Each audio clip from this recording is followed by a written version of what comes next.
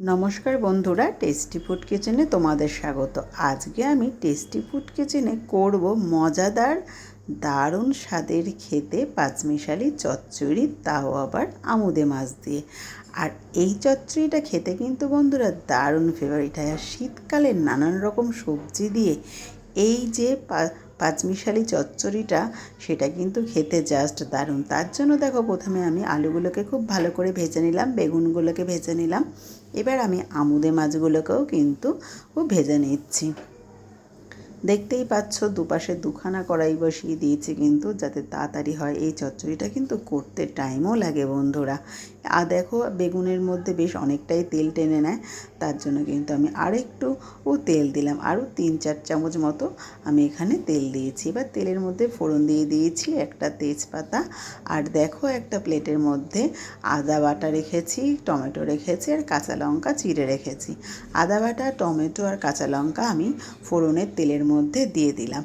আর বেশ করে একটু নাড়াচাড়া করে নিয়ে এবার আমি এর মধ্যে দিয়ে দিলাম পরিমাণ মতো হলুদ আর 2 চামচ মতো জিরের গুঁড়ো। এবার বেশ করে কিন্তু আমি এটাকে কষাবো, আর সাথে আমি পরিমাণ মতো লবণও দিয়ে দিলাম।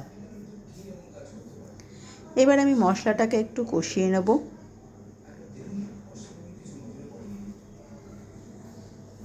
তারপরে আমি এর মধ্যে একটা বড় সাইজের পেঁয়াজ বেশ কিন্তু একটু মোটা মোটা করে দিয়ে দিলাম।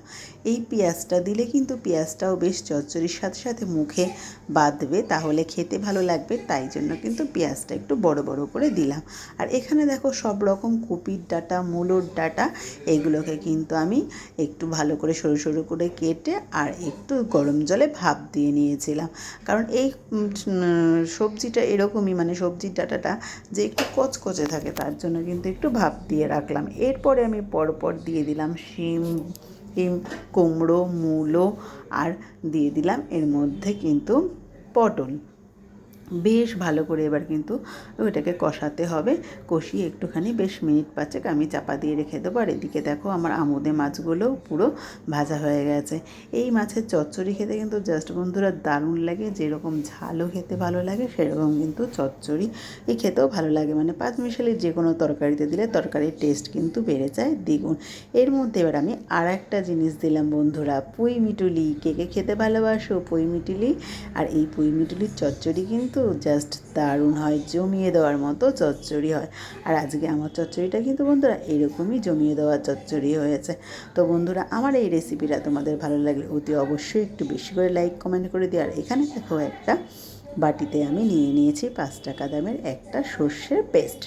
এই চচ্চড়িটাতে সর্ষের পেস্ট দিলে খেতে কিন্তু, মানে সর্ষে বাটা দিলে খেতে কিন্তু জাস্ট দারুণই লাগে। আর সর্ষেটা আগের থেকে গুলিয়ে নিয়েছি। আর চচ্চড়িটা বেশ অর্ধেকের বেশি, মানে প্রায় 80% হয়ে যাওয়ার পরই এর মধ্যে কিন্তু আমি সর্ষে বাটাটা দিয়ে দেবো। তাহলে কিন্তু সর্ষের একটা বেশ ঝাঁঝালো ও টেস্ট আসবে এই চচ্চড়িতে। আর দেখতেই পাচ্ছ, আমার সবজিগুলো বেশ সেদ্ধ হয়ে গেছে। এবার আমি লাস্টের দিকে একদম দিয়ে দিলাম আমি বেগুনগুলো, না হলে কিন্তু বেগুনগুলো একদম ক্ষীর হয়ে যাবে গলে, তার জন্য। আর তারপরে দিয়ে দিলাম মাছগুলো। এবার আমি এর মধ্যে সর্ষে বাটা দিয়ে একসাথে কিন্তু নাড়াচাড়া করে বেশ কিছুক্ষণ রাখবো, আরও মিনিট 10। আর আমার চচ্চড়ি কিন্তু একদম রেডি। তো বন্ধুরা, আমার রেসিপিটা তোমাদের কেমন লাগলো অতি অবশ্য জানিও। ফেসবুক থেকে দেখলে কিন্তু আমার পেজটা ফলো করে দিও, আর ইউটিউব থেকে দেখলে সাবস্ক্রাইব করে রেখো একটা নতুন ভিডিও পাওয়ার জন্য। আর এরকম নতুনত্ব ভিডিও তোমাদের আমি দিতেই থাকবো। তার জন্য তোমাদের একটু বেশি করে বন্ধুরা লাইক, কমেন্ট আর শেয়ার করতে হবে। একটু প্লিজ প্লিজ আমার ভিডিওগুলো একটু শেয়ার করো। আর আমার ভিডিওগুলো তোমাদের কেমন লাগছে সেটা কিন্তু কমেন্টে জানাতে ভুলো না। তো বন্ধুরা, চলো টাটা, আবার তোমাদের সাথে দেখা হবে নেক্সট অন্য কোনো নতুন ভিডিওতে, নতুন রেসিপি নিয়ে। আর আমি যাতে ভালো ভালো রেসিপি দিতে পারি, সেটাই তোমরা একটুখানি কামনা করো ঠাকুরের কাছে।